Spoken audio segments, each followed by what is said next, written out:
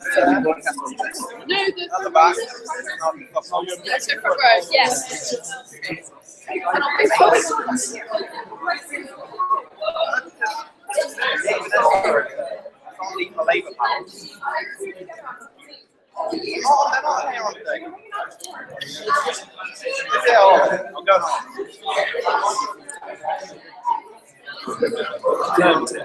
Oh shit.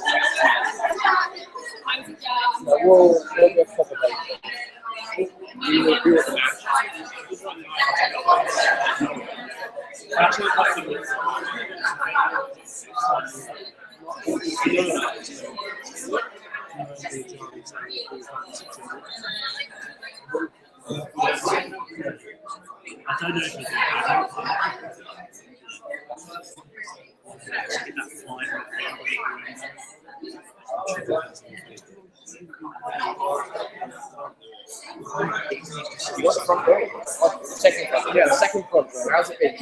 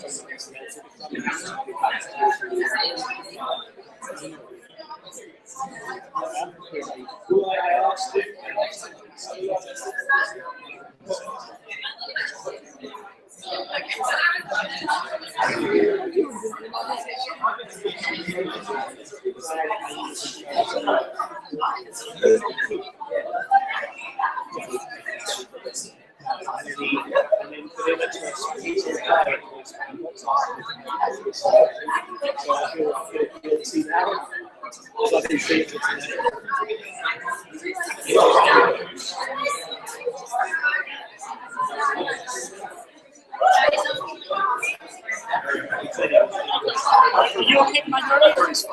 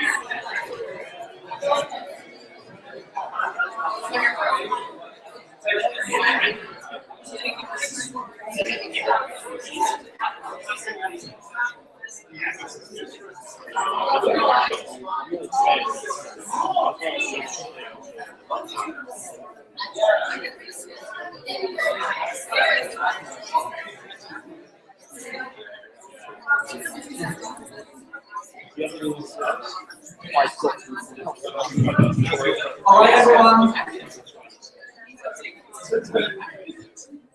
I'd like to thank everybody for coming here today. We're sorry we're running a little bit behind time, but before we can get this rectorial debate well and truly off to a good start, I'd like to welcome EUDU, our elected president, to say a few words. Hi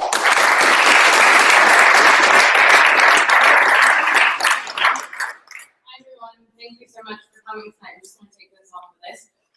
Basically, the rectorial elections are really, really crucial. This happens only every 3 years, and this is a really important election this year because we have two candidates and have really, really great platforms, and you should basically listen to what they have to say tonight. But basically what I'll tell you is, as Edinburgh University Students Association President, I'm elected 4 years, work full-time with 3 other sabbatical officers to represent your views to the university. And one of the main functions of that actually is sitting on the university's court. So the President and Vice President services sit on the university court at the highest governing body of the University of Edinburgh. And what's so important about a rector is that there are only 5 ancient universities in Scotland that elect a rector democratically to chair the university court, representing the interests of students and staff. So this is a really important election because it's your way to have your say, to make sure your views are represented at the highest level of the university where all ultimate decisions are made. So this is why the rectorial election is so key, and this vote is so crucial every 3 years. So I'm really happy to see the room is so full tonight. And that's really all I want to say about the role of rector. And it's really important that it is democratically elected, that it's accessible to you and to all of us, and that our views can be represented at the highest body of the university. And that's a little background on the rector. I'm just going to do that really briefly. I think because we're all ready to get this started, I'll stop now. So thank you very much.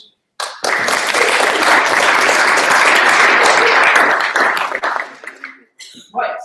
Good evening, everyone. So for those of you who don't know who I am, my name is Nish. I'm the Secretary of Edinburgh University Debate Union, and I'll be chairing this debate between our 2 candidates. The position of rector is one that is fundamentally important, not just to the way that the government of this university takes place, but also the direction that it takes and the way that students have their voice heard at its highest level. That's why it's really great to see so many of you here today. A little bit of information on the way that this debate is going to take place. So we're going to start with a 7-minute introduction from each of the candidates. Following a random coin toss, Stephen will be speaking first, and Peter will be speaking second. These speeches will take place for about 7 minutes. After 7 minutes, I'll bang the table to inform the candidates that they should bring their speeches to an end. Thereafter, I'll be leaving a few discussion points between the 2 candidates to get the kind of debate started. But the really important thing here is that you have the opportunity to ask questions for the people who may be making decisions for potentially the rest of your degree. I'd like to welcome also everybody who's following on our live stream. Those of you who aren't able to make it here today, or indeed those of you who are still in our audience, can still participate using our Twitter feed. Those of you with Twitter can just ask any questions you might like me to raise using the hashtag #EdRector, that's EDRECTOR. I'll be getting those Twitter questions through, and I'll be raising them as discussion points. So after that, we'll have a quick summary speech that will be about 2 minutes long. In a reversal of the introductions, Peter will be speaking first, and Stephen will be speaking second. So, without further ado, it is my immense pleasure to welcome Steve Morrison to open this debate and explain why he should be your next rector.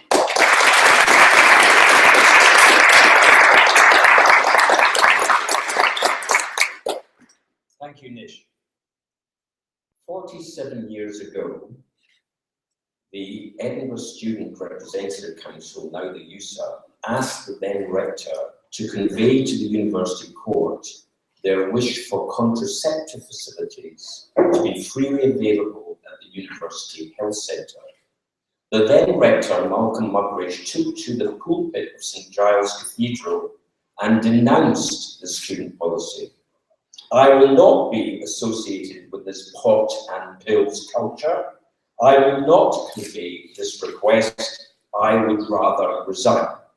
He then announced to 2,000 people that he had resigned and left the pulpit. Of course, this left me in the back of the cathedral with goose pimples going up my legs, because I was then the director of student publications, and he probably thought I was responsible for this terrible thing. I went up to the National Library of Scotland and looked up the original Act of Parliament that set up Edinburgh University, and it said that although lecturers were not allowed to be rectors, there was no mention of students. So I became the first ever candidate for student rector of Edinburgh University, and 2 elections later, the student candidate won. So I suppose you could say I was the warm-up man for Gordon Brown. After university, I spent my career, as you probably read, in film, TV, and digital content. So you may have seen My Left Foot, or World in Action, or Wolf Hall. You might even have tarried over Hollyoaks and The Only Way is Essex, guilty pleasures. I believe I've learned a lot, and now this is why I'm back. I believe that education is no longer fit for our future. 50 years ago, the great thinker C.P. Snow said, there is a great divide between 2 cultures, the culture of arts and humanities on the one side, the culture of technology and science on the other.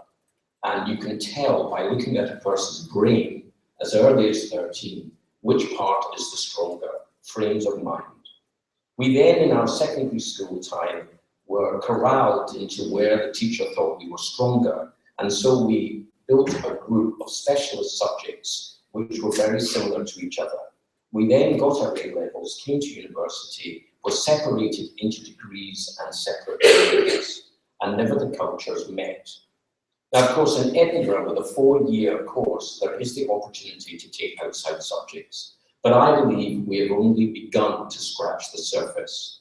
That the future is not about the separation of 2 cultures, but the marrying of these 2 cultures. So when I've been out there for 40 years, making and running television programs, and we've been looking for people to join us, we're always looking for someone who understands a bit about the technology, how digital works, as well as the creative content. They may not be an expert, but they have an idea how it works. And that means we want the complete person.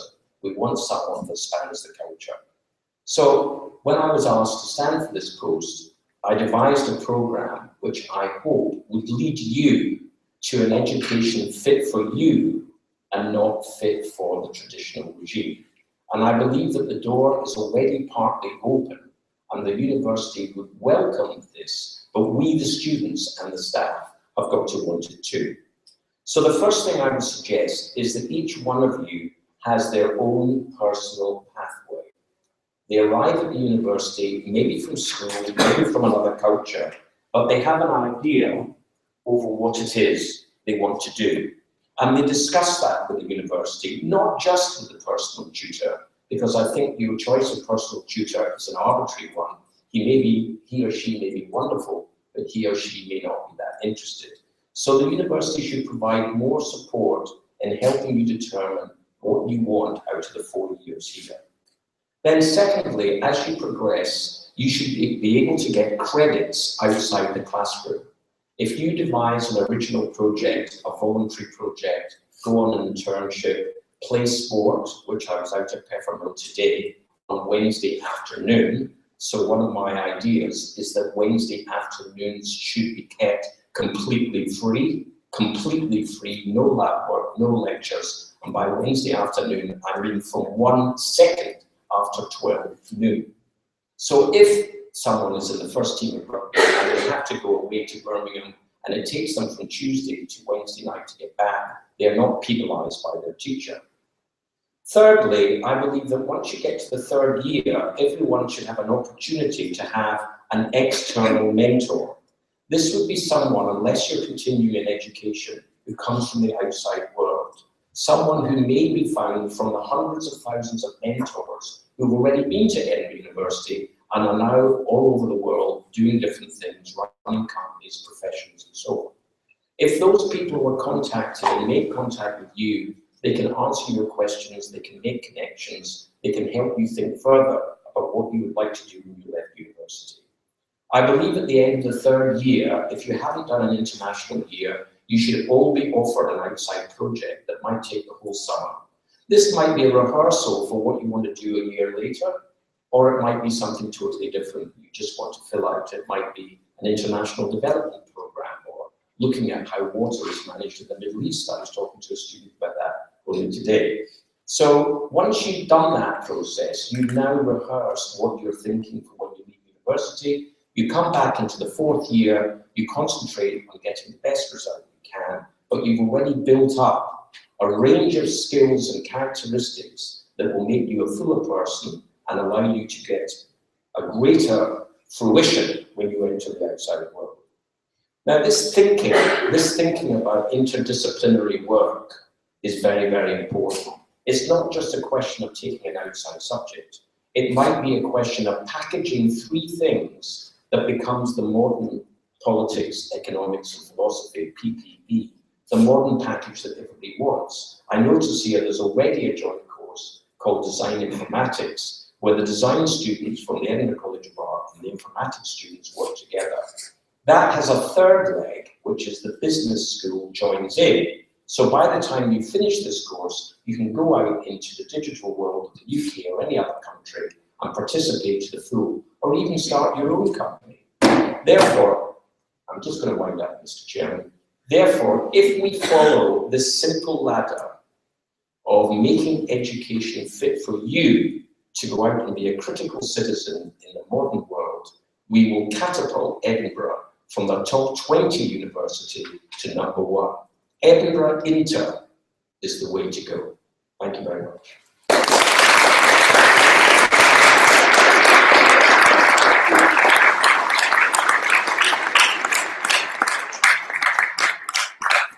I'd like to thank Steve for his speech, and indeed thank everybody for the great response we've already had on our Twitter stream.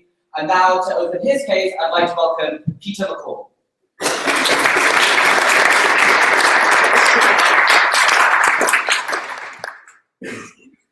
Thanks. I'd be a little bit careful about that hashtag because my phone autocorrected to something quite different to Ed Rector.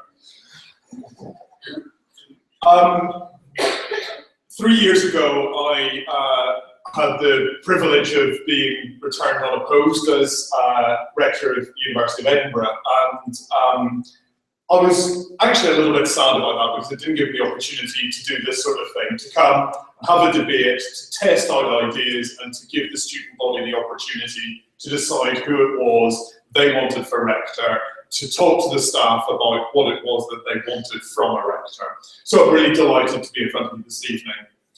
And Nish has done some work in describing what a Rector is, Brianna's done some work in describing what a Rector is. I remember phoning up my mother and confessing to her that I got myself into this position. And she said, "Oh, that's very nice, but what is it?" And I sent her to Wikipedia. And she said, "Oh, look at that list of people. That's a very impressive list of people. And you." I've only just recovered from that, really. My predecessor, Ian McWhirter, in our handover, said to me that the important thing you need to know about University of Edinburgh is it takes you about 2 years to work out what's going on and what happens where. And I called him up just the other week and I said 2 years is an underestimate. I've had 7 years on university court, still don't know how everything works, but I think I'm well placed to understand how it is I can make a difference. And there are some areas in which I think that it's really important to make a difference. And the first of those is accommodation.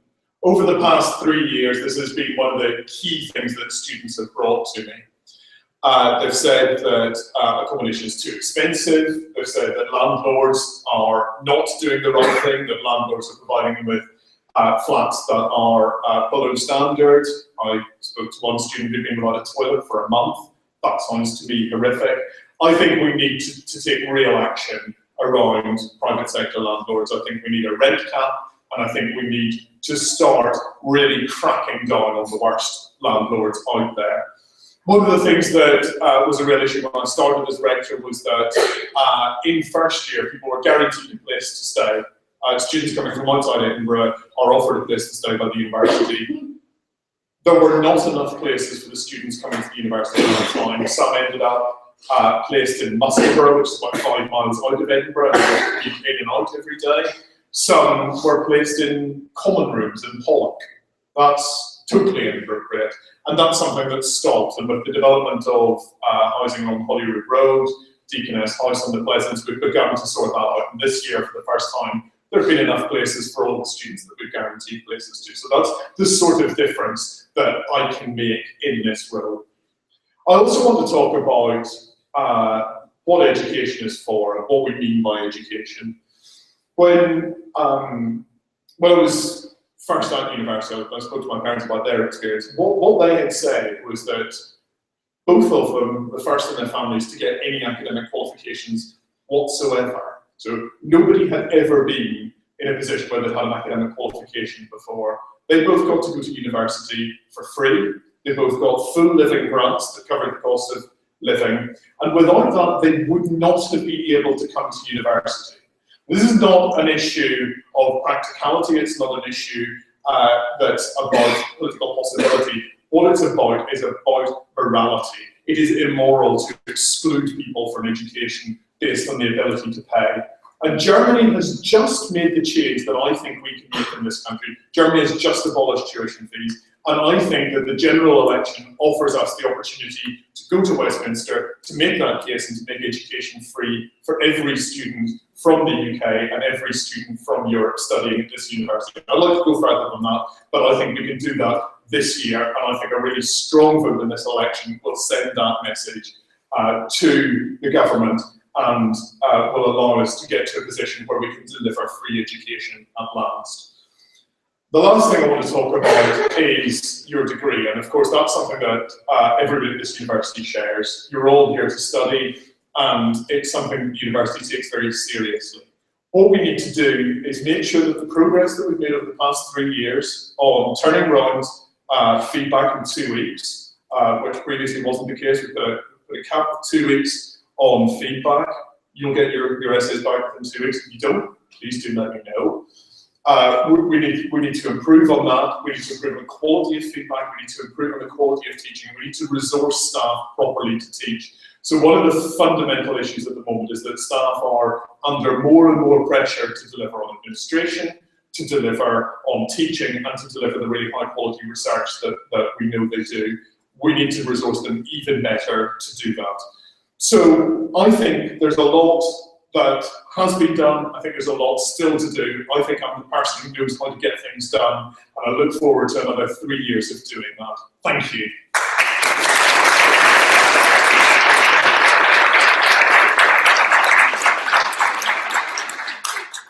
I'd like to thank Peter for his speech also. And before we open questions up to the floor, we've got a few general questions that we're going to offer to both of the candidates. So, what do you think makes you better than your opponent in terms of being able to effect real change in terms of what the university court can do and indeed wider across society? We'll start with Peter. Thanks. I mean, my position over the past 3 years has been that I've always listened to students, I've always talked to students, I've been out there and meet with students, and I make sure I know what their concerns are. Not only that, but I also have the experience in the institution to really make change. So when students say to me, there's a huge problem with accommodation services, they're not responsive, I go and I get a meeting with the Director of Accommodation Services and I make sure that they're doing what they need to do, providing the right amount of accommodation, not making excuses about how students really like living 6 miles away, not making excuses about how it's okay to live in a common room for your Freshers' Week, but actually responding and doing the right thing, and in this case, building more accommodation. And similarly with feedback where there's a real issue and the university knows there's a real issue, and I've been able to take students' opinions to the university and make sure that they listen and make sure that they act. And that's where the 2-week turnaround on your work comes from. So where previously, when I was a student here, you sometimes wouldn't get your feedback until the next term, as was for semesterization. I've been able to really make that difference, and that's what's really important in the role of rector. It's a position with a lot of soft power, and I know how to use that soft power, and I think that's what's important. Steve, Peter's had the benefit of incumbency. He's already been in this position. What makes you better suited than him to be able to affect change coming in from the outside? I think there's 4 things: experience, connections, perspiration, and inspiration. Experience, I've been out of Edinburgh for God knows how long, let's say 40 years, to make it simple. I've chaired boards. I know what being the non-executive chairman, which is what it is, of a board of a very large organisation is. I've chaired Granada boards, I chaired all 3 media boards. I even chaired a government task force into developing e-learning in all of British schools. So I know what it's like to deal with a difficult group of important people with a lot on the agenda and bring something important that will get consideration. I remember when the National Film School was set up, the Conservative minister who came in after Jenny Lee had set it up did not want it set up. And he said, put this to the exhibitors and distributors of Britain, they won't pay for it. Let's get it stopped. And it went to that board, and the chairman, Lord Devlin, came to the item National Film School, and he said, well, we're all in agreement with that, next business, and he got it through. So chairing a board and getting something through is something I've spent a lot of time doing. Connections, because of my job, when I was running Granada or director of programs, and even now, I meet a lot of leading politicians from all parties. I've organised debates between them. I know how to access them. If we've got a policy that the university or the student body or the staff would like to espouse, I think I've got people externally in the outside world that I can reach that will help us get there. So as well as having the aspiration, which I heard from Peter, I think we also need to make it happen, and I believe I could make it happen on a national level. Perspiration, for people who know me, and there are some people in the room who do, I'm not short of energy. I try very hard. I'm very gregarious. I meet a lot of people. I love ideas. If anybody's interested, I'll stay behind in the bar tonight and discuss it for as long as you like. I love doing things. I love meeting people. I'm not short of energy. So I think I could give you my shoulder to the wheel. And finally, inspiration. With a very large organisation with lots of sectional interests, you often get quite a lot of small-mindedness and conservatism with a small c. There are good reasons for not doing things and wanting to continue to do them the traditional way, but there are also very good reasons for moving on and becoming more modern. I think, and I hope you will agree this by the time we finish, I can inspire people. I was with the director of the business school the other day, and a meeting that was supposed to go on for half an hour went on for an hour and a half, and we were inventing things in the last half hour that he wanted the business school to do because of his excitement about the ideas I was suggesting. So I think I can inspire people to do good things. Thank you. Peter, you are openly affiliated with the Scottish Green Party, and indeed, as I understand it, you're running as a candidate in the upcoming election. Do you think it's right for the rector to be politically affiliated in a way that might not necessarily be representative of the views of all of the students?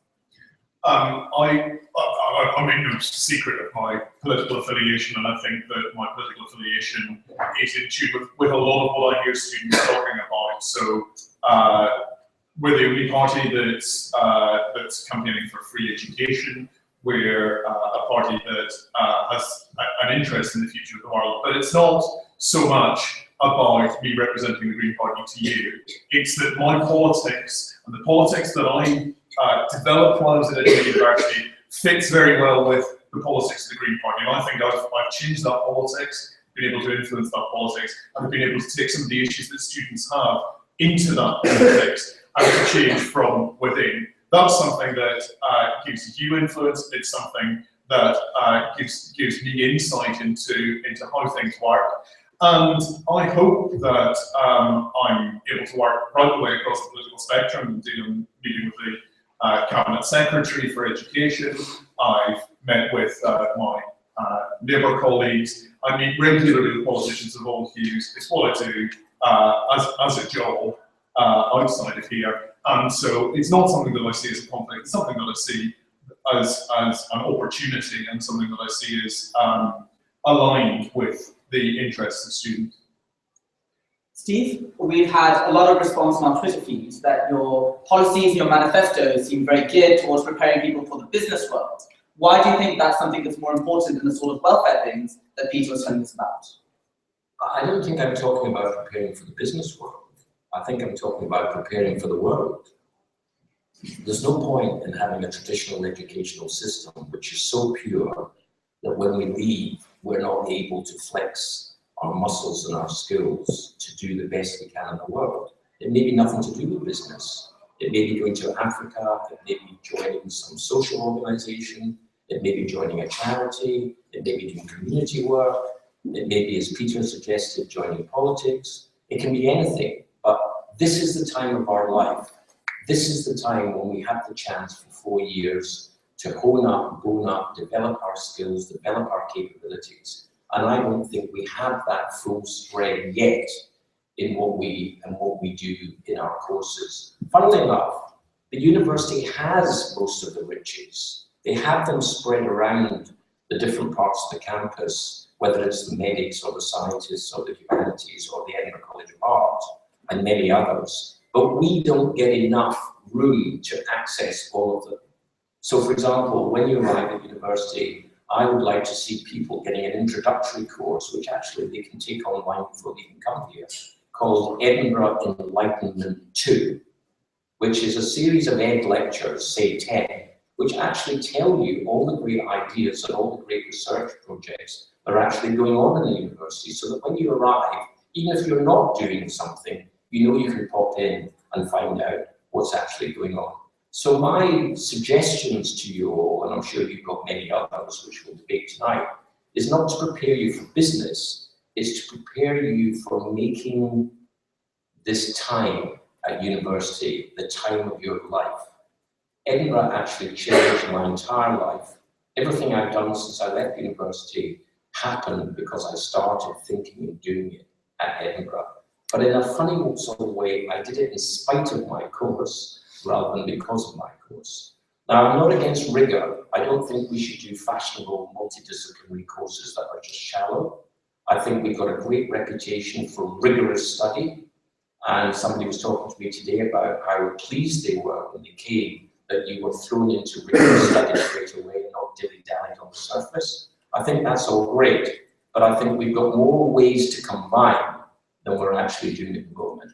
Let's go out of here with 2 + 2 = 5 and not 4. But Steve, why is that more important than things like rent caps and making sure that accommodation is available to students? Why should that be the priority for the rector to pursue? It's not more important. I think Peter is quite right to look at the scarcity of affordable accommodation. And I think we should have more housing cooperatives alternatives, and we should persuade the university and indeed the city to make it easier for students to live economically. I think there is a problem with maintenance costs. I think everyone who comes to university should be able to afford to come to university from whatever background. I actually agree with his point that everyone should have access to a free education. If it's possible, let's have it. I had it, I enjoyed it, he had it, he enjoyed it. So I think all these things are actually very important. But the essential thing about being here is what we learn from what we're doing when we're here. And the university has got the materials, it just needs to bake the cake a bit differently. And the rector, being the chairperson of the most important body of the university, is able to light a fire, be a lightning rod, inspire, debate things. And actually, I've been invited in the past by the principal to be in one of these future weekends where you look at where universities will be in 5 or 10 years' time. 1 million students have actually taken an Edinburgh MOOC. That's 1 million students instead of the 30,000 that we have here every year. So the whole future of what is the developing nature of education is beckoning, and that is the main task, to guide it so that it benefits us all.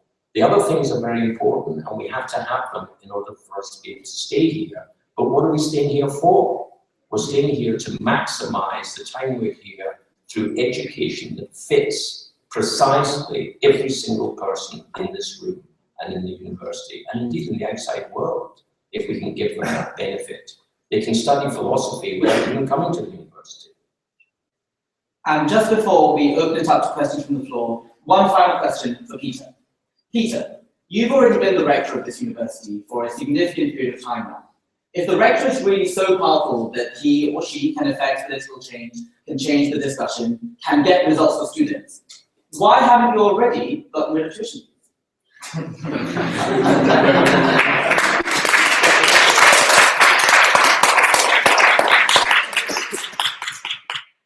I think it's absolutely crucial we understand where politics is.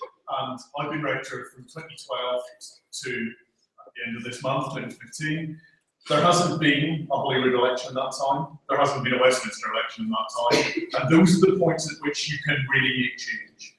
It's around elections that we have the opportunity to change the mind of political parties, to change the mind of politicians. So it's not really possible once a government has set out its course, as the UK government did in 2010, as the Scottish government did in 2011.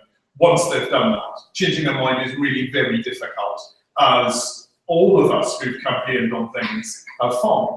If you come late to the party and you try to change somebody's mind, that's much more difficult to do than it is when they're making their mind up. I think there's an opportunity after this election and during this election to put tuition fees back on the table and to change people's minds about it. Germany's changed their position on it, and I think if we want to have a future in which our country does well, in which our country is forward-looking, then I think what we need to do is to make education free so that we can maximise the opportunity that everybody has. The sorts of things that Steve's talking about are not available to a very great number of people because of the cost associated with them. And I think it's really important that we find ways in which to reduce that cost and to make university accessible to more people. I think this is a really important time. So give me another 3 years on that. Can I just add to that answer? I agree with Peter on the principle, but I'm not sure he's right on the tactics. I think for this election, the general election, the huge opportunity is to reduce fees for the English, Welsh and Irish, Northern Irish students. Because one of the major parties is going to open the door to that policy. So we will have a party that is electable, who will have in its manifesto a reduction of fees. And that's not the end game. The end game is free education, no fees. But if one was actually looking at what would be the most significant concrete change between now and May the 7th, it would be reducing the fees for British students other than Scottish students. That is achievable. Getting free education by May the 7th isn't. Thank you, Peter. I'm sorry I had to cut you short, but it was really not about. I'm really sorry to have to cut you short, but the important thing about this debate is that all of you, and indeed you watching at home, get the chance to ask your questions. So we have a roving microphone. If anybody has a question they'd like to put to the candidates, please raise your hand. The way we'd like to do this is maybe take a couple of questions and then have them answered in batches rather than a constant back and forth. So anybody with a question they'd like to raise, please raise your hand right now. Yes, let's start with the lady in front of you. Stand up. Thanks. Hi, my name's Anita, I'm a fourth year international relations student here. To Steve, one of your manifesto points is to be an accessible working record, to be around campus and to be hearing students' concerns. How are you going to dedicate the time to do that when you live and work in London? Okay, and anybody else with a question? Raise your hands. Yes, right back. With the beard, if you could stand up, please. Well, I'll take a beard.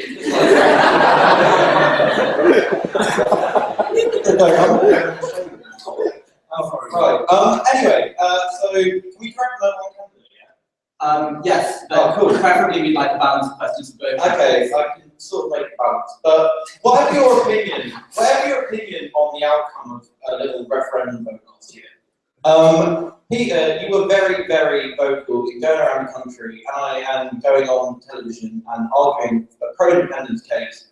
And whenever that happened, it said Peter McColl, Rector of Edinburgh University. As you were neither actually elected to the position, nor did Edinburgh University or EUSA ever have a position on independence, do you think that was sort of right? Do you think that in such a divisive issue, divided the student body, and I'm sure if the student editor student body was not even remotely came down one side or the other, do you think it was right that you used your position as Edinburgh University rector to go around advocating one side or the other? Great, and one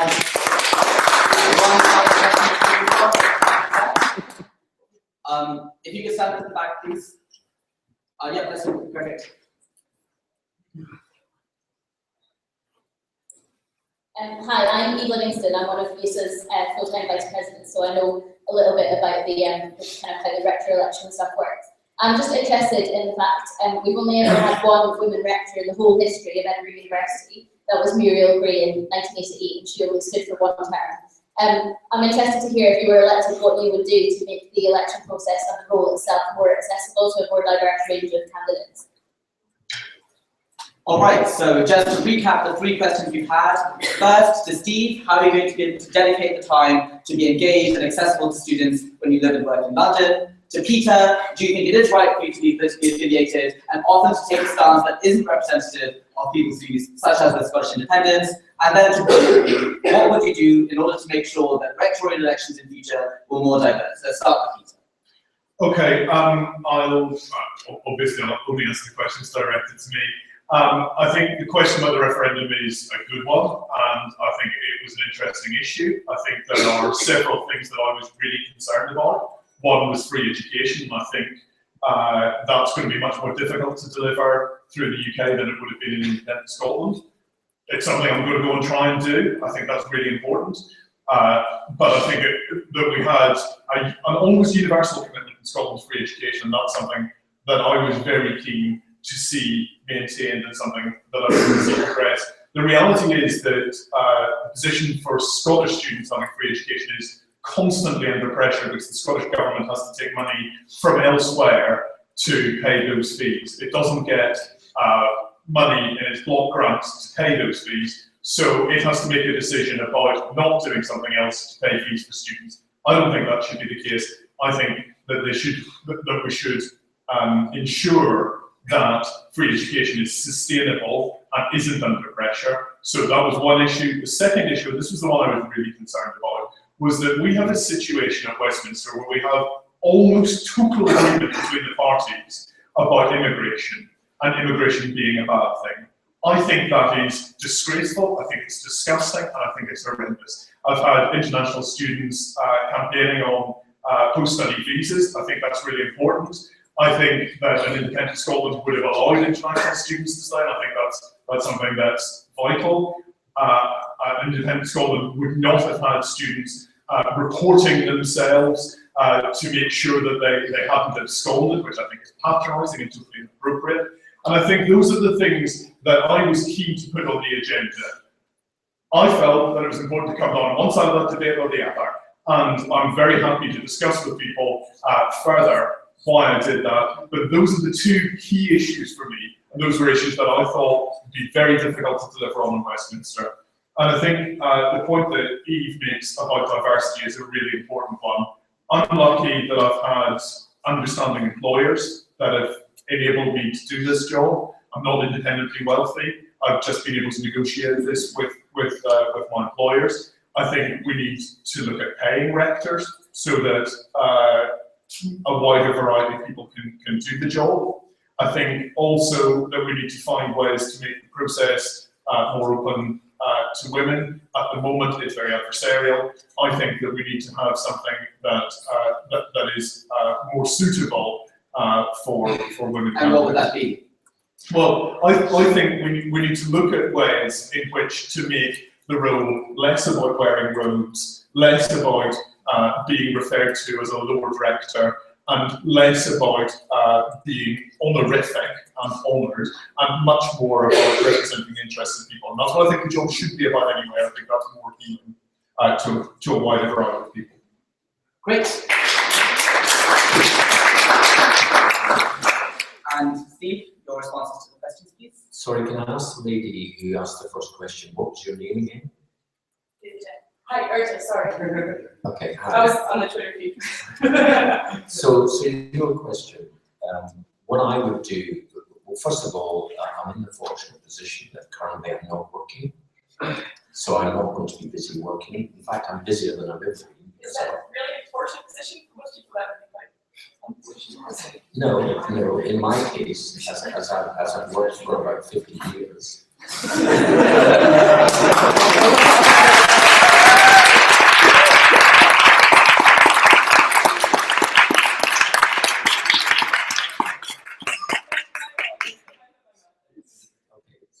I am actually working because I'm working up here and I'm working for other courses and campaigns. I'm actually very involved in a campaign currently to get young people to vote, which I would love to debate with you all at another debate if the chairman would allow such a thing. But the point is, I don't have to fill regular hours in London. I love Edinburgh, and what I would do if elected is every month, other than the holiday seasons of Christmas, etc., but every month I would come up here to have open Meet the Rector meetings with any students that want to engage in any issue, with any staff who want to engage in an issue. As I said earlier, I'm a sort of a fool for ideas. I love debating with people and seeing how we can get things done. And I would be coming to Edinburgh as often as possible, but having regularly advertised monthly meetings. I was actually astounded when I came up here and started asking people what they thought about the rector. And a lot of people said, what is the rector? Who is the rector? I was absolutely astounded because when I was at university, the rector was a very, very hot topic.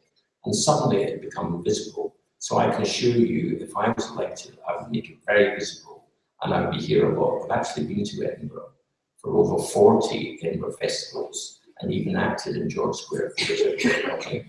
And I've also lived in Edinburgh for over 6 years. I love the city, so any excuse to come to Edinburgh, I would take.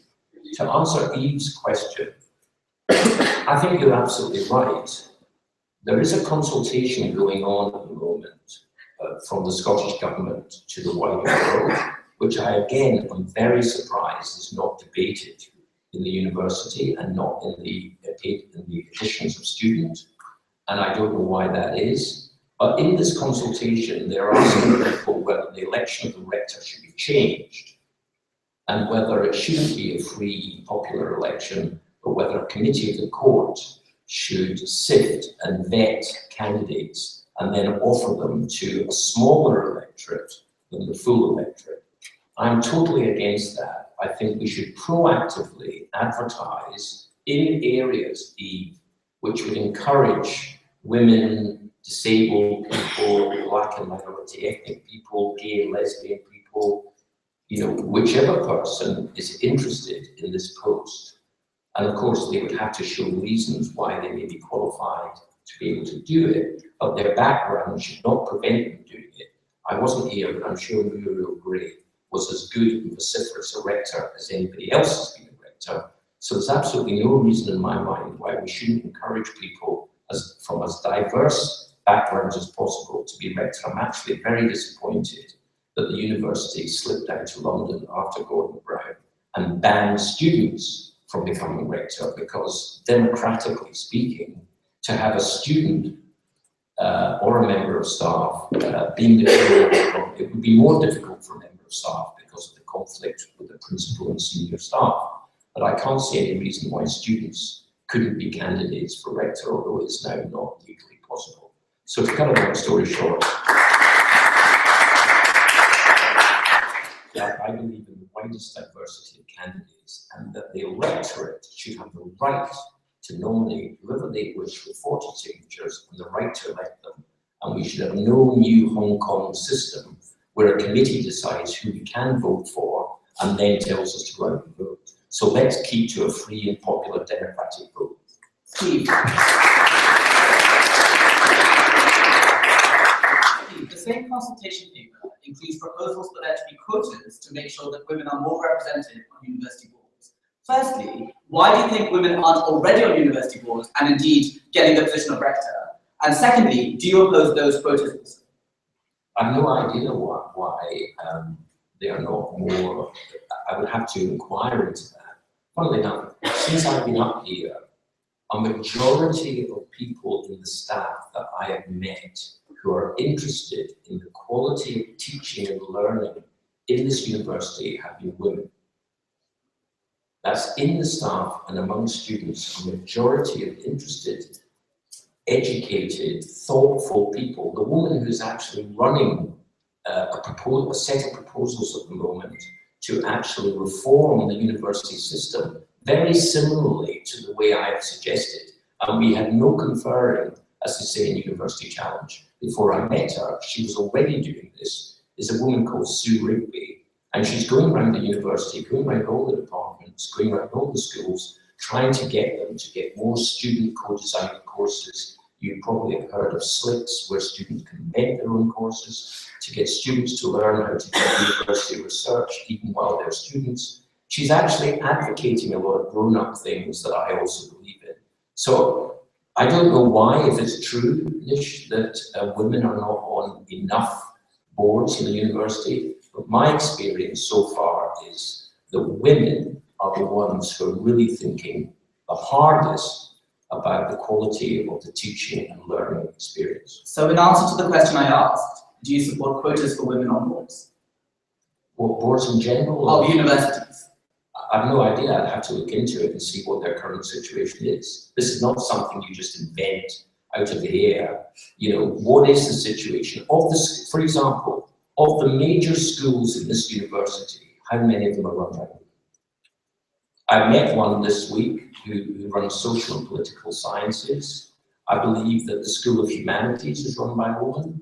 I don't know what all the schools, what the representation is. I don't know what the issue is. But what I know is there are groups of very able women, just as many, if not more, as men, thinking about the future of the university. In the two-day retreat that the principal organised about the future of the university, the senior staff that were there had as many, if not more, women as men. All right.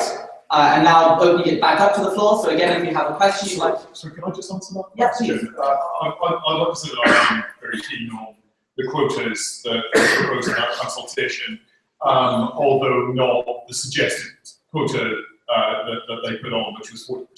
I think it should be 50%.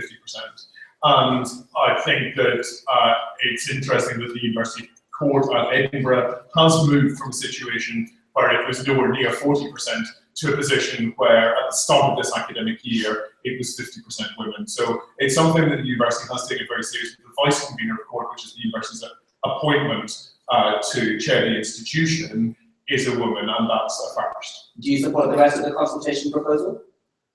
Sorry, so for those of you who aren't aware, some of the other proposals in this consultation by the Scottish Government include there being a quote-unquote representative body of students and staff members that would be able to vet and sort of nominate rectorial candidates who would then also be elected from a poll of, again, a representative body. Now, it's somewhat unclear what exactly this entails, but do you stand behind the rest of that proposal, beyond just the quota system? Sorry, I don't agree with the whole of the consultation, no.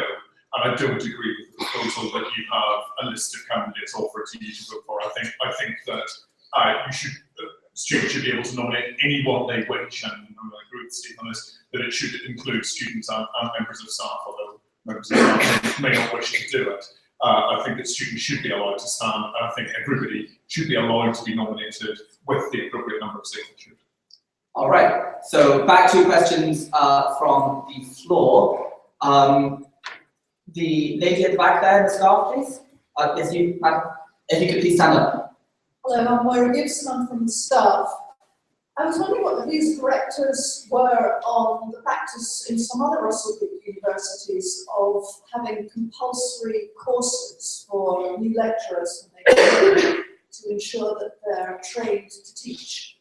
It's an issue, it's no secret it's an issue in this university that teaching isn't sufficiently supported and there isn't sufficient training and it's not sufficiently well recognised in the career progression of staff.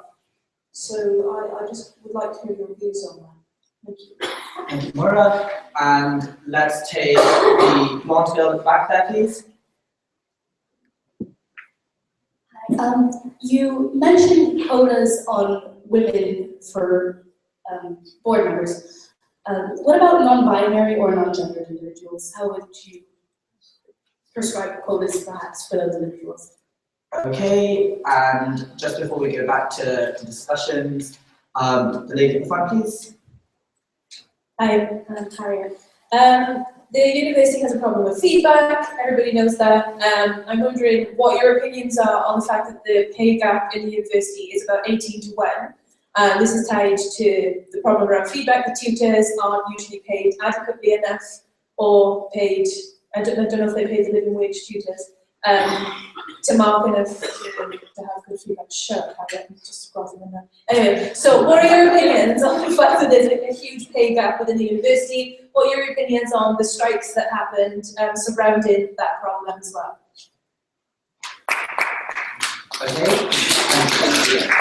So the three questions we have are compulsory courses to ensure that lecturers are qualified to teach, the representation of people who don't conform to the gender binary, and pay gap on the university. Thanks. So I think on teaching, I think what we need to do is not necessarily compulsory courses on teaching, but I think that we need to include teaching as part of career progression for academics who currently feel that career progression is done almost wholly on research. So I think we need to balance up teaching as a way for getting promotion. So I think that's really important. I think we should offer as much support as we possibly can to staff to make sure that teaching is a priority. I've never met an academic who doesn't want to teach well. I think that what we need to do is find the ways to support that. And I think the university is working at that. There's a lot more work that needs to be done. And I think at the moment that's about support rather than compulsion. So for me, it would be the case that I think we need to look at ways to support staff even further in their teaching and in improving the quality of their teaching. On the question about non-binary people who don't define by the gender binary, I agree that it's important that we have actually a whole range of diversity in university governance. So it's not just about gender, it's also about sexuality, disability. I think we need to have international students represented. But universities have really dragged their heels on getting women on university court, and that's why I think we need 50% of university governing bodies to be women. And I think there are other mechanisms that we could use to get other groups involved in university governance. And the last question was about pay gap. I think that's really important. I think there's a question about high pay. We're lucky at this institution that the principal turns down his pay rise every year.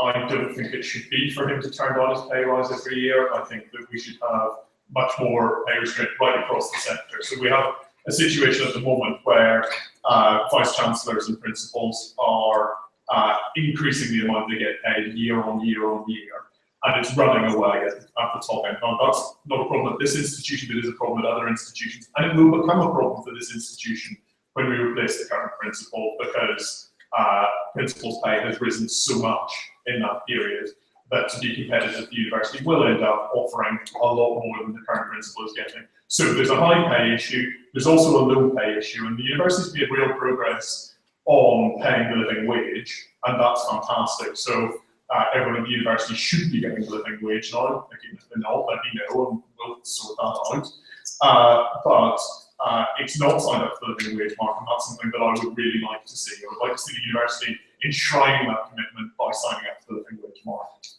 I hope that answers all the questions. Great, thank you. And Steve, if you could please give your response as well. Well, I think there are a lot of deep questions which need a lot of deep thinking in these three questions. In the first one, it is obviously the case that you can be brilliant at your subject, a brilliant researcher, but not know how to teach. Teaching is a skill which a brilliant academic may have or may not have. So therefore, we do have to find a way to encourage academics who are not of a gregarious or teacher ability nature to help them teach better. And I was actually a board member of Teachers TV when it started, where we went out of our way to try and help teachers in schools see how other teachers taught and get more skills in the classroom. So in answer to your question, I think it was Moira. Yes. Thank you. In answer to your question, which I think is a very interesting one, I'm not sure whether it should be compulsory. I think I would have to understand it more. But I think the thrust of your question is absolutely right. I think teaching should be elevated to the same status as research, which it hasn't been. But I think it is increasing in the view of the top of the university as an important element. And I think that those academics who just by nature have never been good at teaching should be helped. And if that means an introductory course or some other means, I think we should find the right means to do it. I think it also affects personal tutors. I think personal tutors, from what I'm hearing from students going around, is a bit of a lottery. That you can have a terrific personal tutor who's the perfect person, who stays with you for the whole 4 years and works out with you what you can and can't do in your personal pathway. And you can have a person, a lecturer who's not really interested in being a personal tutor, finds it a rather sort of burden on his time or her time. And as Peter said, maybe doesn't feel he's paid enough for it. And so you're stuck with a grumpy person who doesn't really want to do that job, or gets changed very rapidly and you don't get continuity. So I think that whole system of encouraging students and helping them getting the best out of their individual university time should be looked at and given more weight. Every person who walks across George Square to the library should be abreast of the main ideas of the time. And if you don't know what they are, because somebody hasn't introduced you to them in other faculties, you're not living in 2050, you're living in 2005 or 1905. All the stuff is around here, but we have to connect it better, and that means personal tutoring has got to go up the ladder. Very interesting thing about personal tutors that I discovered yesterday is that it's the most junior people who get to be personal tutors, who don't know everything that's going on in the university and tend to be a bit hidebound within their own discipline. And as you go up the university chain and become more senior, you stop doing personal tutoring exactly at the point when you'd be able to advise students. So I think the whole system needs looked at, but going back to your point, I think teaching capability is very, very important. What was it? Sorry, what was the second question? Pay. I think generally, Harriet, throughout Britain, in fact, throughout the world, the pay gap is too wide. The pay gap has increased, inequality has increased. I do not believe that is good for society. from any point of view, whether it's morality, economics, or whatever, a society will not progress if too many people are so poor that they've got nothing else to think about except scratching a living. So we have to reduce the pay gap in most areas of Western societies. As Peter said, the principle here seems to have taken personal ordinance not to accept various increases. Again, I don't know what his pay is, but that seems valuable. But I read, and I think this is what you're referring to, that the real wages of the staff had actually been cut by 13% during the period of the recession, and I think that's not a good thing. When I was helping to build up companies and we got into recession, we always paid the lower staff a higher increase than the higher staff, because the lower staff found it harder in a recession than the higher staff. The higher staff just didn't feel the burden as much as the lower staff. So I'm with the general drift of your question, but I don't know enough facts to comment individually, but I think the pay gap should not be wide. What was the third question?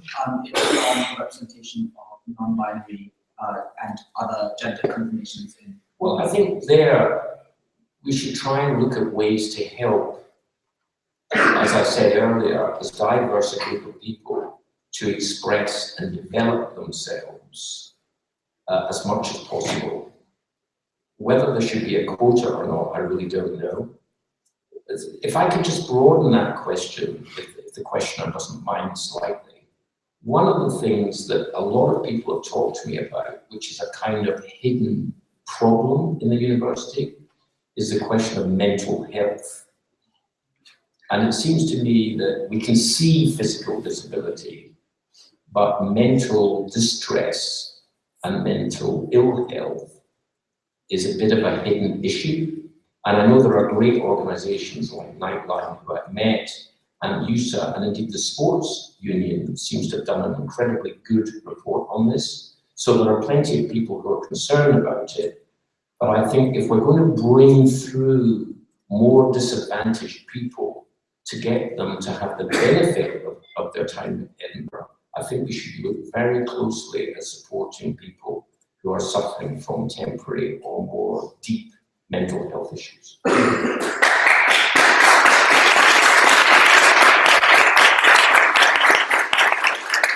Peter, on the issue of mental health, what policies do you think need to be pursued? Where do you think the university is currently failing? And what would you do concretely to fix them? Well, I mean, this is an issue that I've been very engaged with. It's something that I'm quite anxious about running on.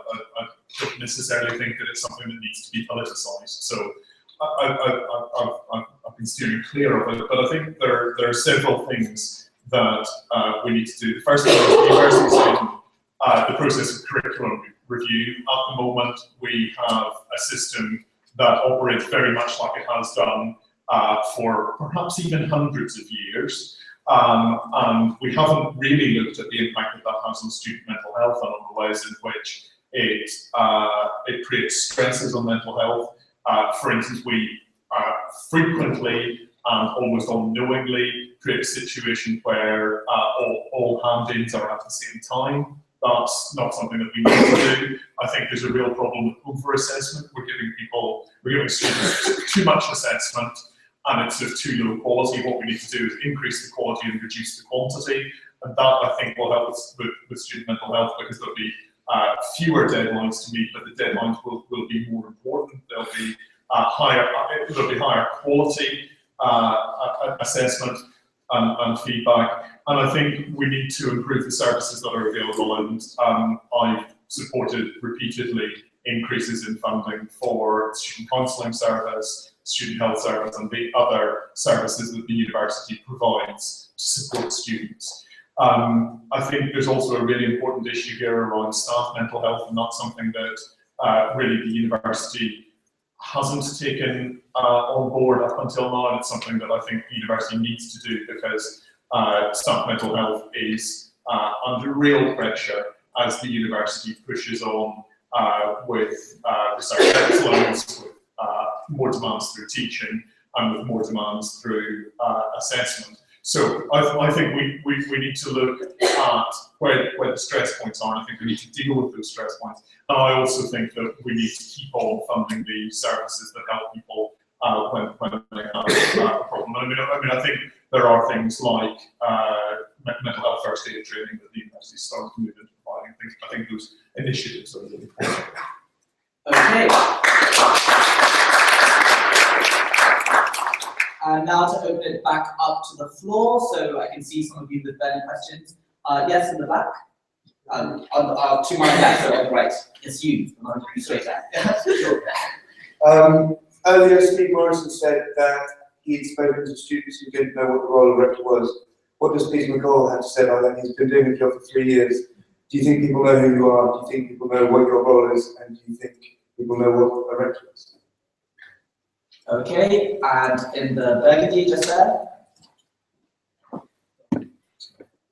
Further to the point made there, sorry, that point was right in the way. Further to the point made there for Peter, I'm a third year in history. First time that I ever saw you as my rector was partly through last year. You were on a panel about Scottish independence. Why, having been the rector the entire time I've been at university, why was that the case? Do you think it's appropriate that you can sit in front of us and say that you've been on this court for 7 years and you still don't really know how it works? And do you think it's one of the opening lines in your 7-minute speech at the start? You also, my other question would be, do you think it's appropriate that you can sit there and say that the first thing we should be doing on this issue, the first challenge we face, as our rector for the last 3 years, you should be telling us the things you've done, not what you should be doing now. Do you think it's appropriate that having been the rector for 3 years, you're not telling us the good things that you've already started rather than the things that you want to start if you're elected? Okay, and as we've had 2 questions for Peter, I prefer a question that was directed at Stephen. So if anyone has any questions for Steve, there's a hand right at the back. Yes, can you stand up, please? Hi there. This is for Steve, but potentially also for Peter. It's been a long time since you've been at Edinburgh University. You have a lot of policies that you think, you believe in really strongly. 3 years is not really that long of a time, realistically. What do you think are your true hindrances to making things happen, especially for students at the university where, the changeover of students is pretty constant? What will they actually see in the next 3 years? Okay, so let's start with Peter McColl. Why do you think, as some people put it, you are somewhat unknown, that people aren't aware of who you are or what you do? And secondly, what change do you think you can realistically achieve within your 3-year term? Okay, I think the first thing to say is I'm sorry I haven't seen you as much as you obviously would have liked. I mean, when I say I don't know how the institution works, what I mean is that this is an extremely complex institution, and that anybody, given the role of being on the university court, will find it difficult to understand that institution, even over an extended period of time. I don't think that's a particular feeling of mine. I think it's just part of the role. So I think what I was trying to do was explain that this is a difficult institution to get to know. It's a complex institution to get to know, and it's one that takes a very long time to get to know. And my predecessor in McWhirter, who was a very bright man, told me that it took him 2 years before he knew any of what was going on. So I was trying to illustrate just how complex the institution is. Like I said, I'm sorry you haven't seen me. I never turned on an opportunity to come to an event. I've never turned on an opportunity to come and debate unless I absolutely have to. I try to get around the university as much as I can. I'm not a big name, and that does sometimes make things more difficult for me. You may well not have recognised me if you've seen me, and I'm sorry about that. But I think it's good that we're having an election, and I hope that that will help me to be a little bit better recognised. I'm sorry that there wasn't an election 3 years ago. There wasn't a great deal I could have done about that. I put myself forward as a candidate. I can't put anybody else forward as a candidate. There's not really much you can do about that. And I think one of the things about the role of rector is that I haven't used this as a platform for myself. I've used this as a platform to make change within the institution. And that's what's really important about it. So I'm sorry if I wasn't more attention seeking, but I think that it's really important that what I do is turn up to university board meetings. I haven't missed one. It's really important that I'm around the institution and I'm around university at least once a week, every week. And I'll come to any event. If you issue me an invitation after the election, I'll happily come and debate with you, talk with you, present on things. And, I see Maximo sitting there. I came to speak to Sustainable Development Society last year. I do student events very regularly. So I'm sorry about that, and I think it's important that the road rector is better recognised, and you will be seeing more of my face in the next 2 weeks at least, and hopefully over the next 3 years. There's another question. Yes, the question was, what do you think are the main hindrances towards you being able to achieve change? How much do you think you can achieve within the 3-year term that you'll be here? Yeah, I think that's a really good question, and I think it's a road that has very little hard power. You can't go out and just make things happen. What you have to do is work through the structures that you're given, put pressure on where you can. That's what I've done around things like accommodation, new accommodation on Holyrood Road and on Pleasant. That's what I've done around feedback and getting feedback in 2 weeks to all students. That's what I've done on a whole range of other issues. But there's only so much that you can do, and I think that's right. And I hope that what I've set out are the ways in which I would seek to achieve what I'm going to achieve over the next 3 years, and that's clear. But I'm happy to come back if that's not clear. Steve, Peter tells us that it's hard to get to know and understand the university board once you first become rector. Doesn't that mean that it'll take you so long to understand what's going on, you'll be less able to affect change than somebody who's been there for a few years? Well, if it's all right with you, I think I've already started, but I hope that you will like me to continue. In the last few years, I've been invited by the university, I don't know why, it was their choice, to sit on the advisory board of the Edinburgh College of Art. When they gave me an honorary degree, which I don't know again why they did that, but they chose to, I made a point of coming up to the university with no title and no role, and beginning to debate with different departments whether they could join with other departments to do more modern things. And I was delighted when the informatics department started design informatics.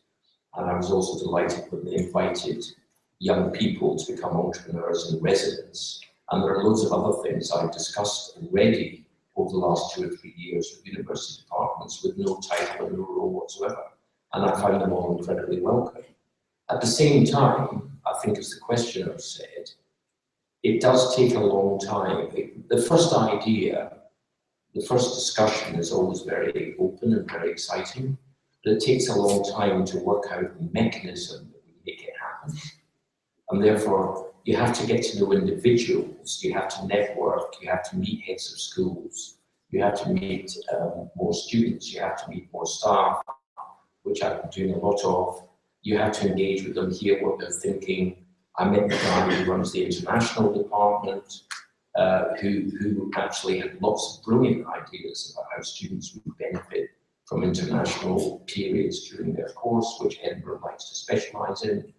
I went to a Buchanan Institute discussion a couple of weeks ago where students and staff were present discussing new ideas for education.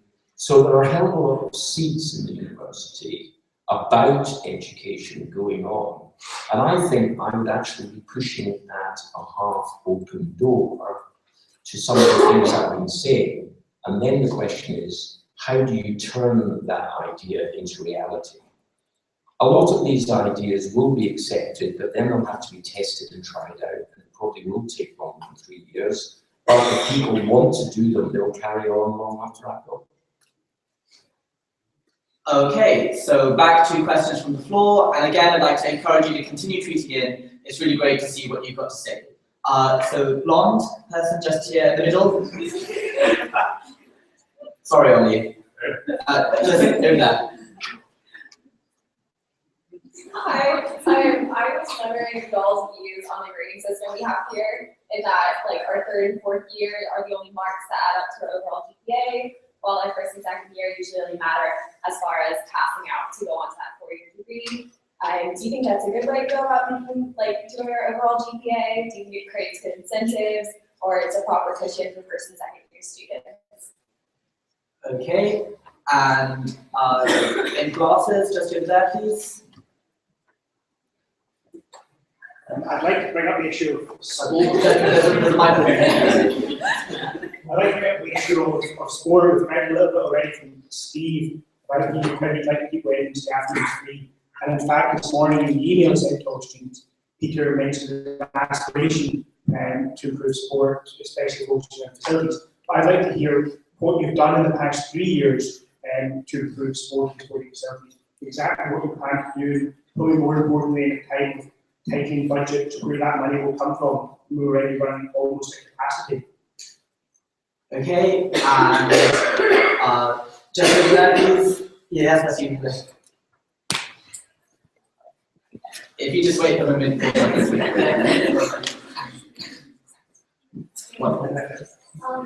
Mr. Peter, well, you mentioned previously post-study EUSA, and we've also heard a lot about lower tuition fees for UK and European students. And I know that you have worked to freeze the annual rising tuition for international students.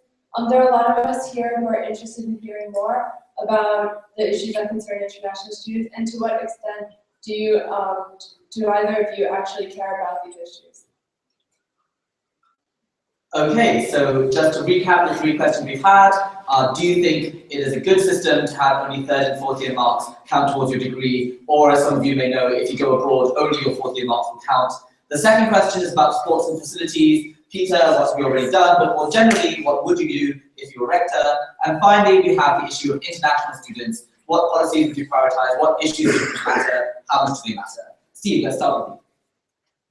Well, I don't know the answer already, but it sounds from your question that it seems a bit arbitrary, and that if you look at the 4 years again, I think well, let's start from the beginning again.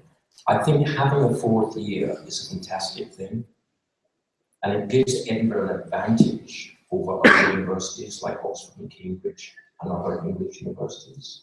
To be able to use that 4th year and mix up the 1st to 4th year in a new way would be very exciting. So my probable conclusion, subject to what happened to the 4 years, would be that things should be taken into account for the whole period and not just for the last 2 years. Secondly, I don't think there should be this arbitrary divide at the end of the 2nd year. This idea that in the first 2 years you can take outside subjects that don't really matter, and then at the end of 2 years you focus down on your honours and you just study that and you specialise. I don't think that is the most exciting way to go. I think people should still be encouraged in the 3rd and 4th year to do more than one thing, if that's what they want to do.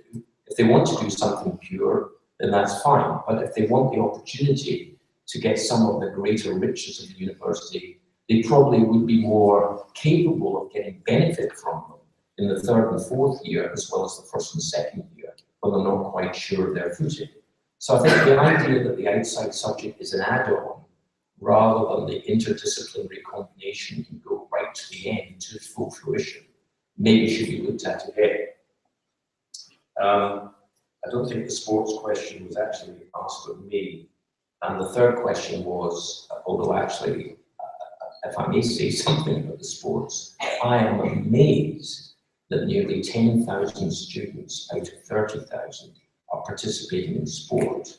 This seems to be a fantastic thing in Edinburgh. Certainly, I don't think it was the case when I was here. And I think it should be built on, it should be regarded as part of the benefit of your education, and it should not be something that the lecturers grumble about when you can't come to a particular lab, or you can't come to a particular lecture. It should be seen as part of holistic time at the university, and they should be proud of it and not nagging about it.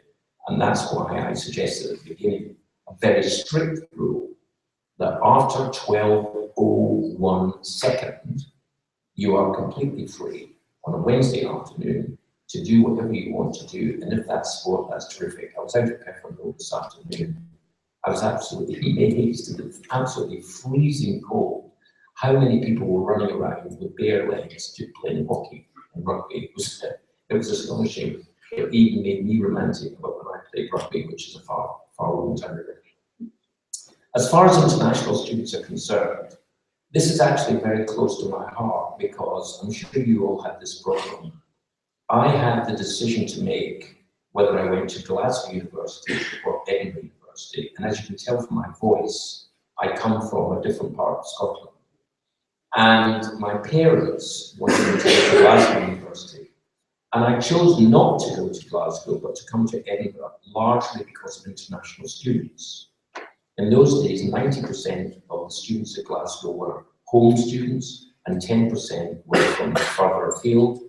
And in those days, about 50-50 in Edinburgh, between people from outside Scotland, including all different categories, and people inside Scotland.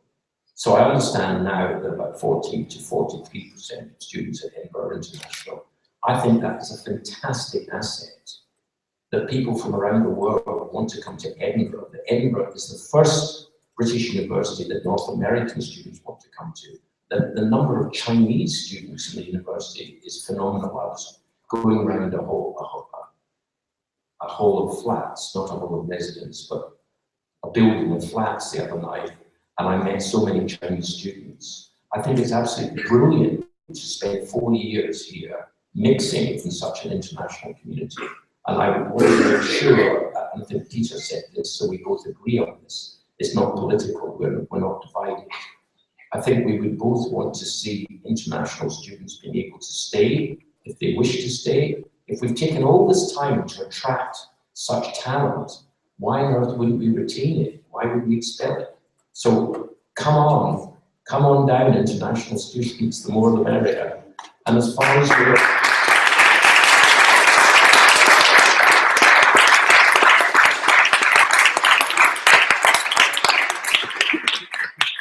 as far as fees are concerned, I think we could go over the top with international fees.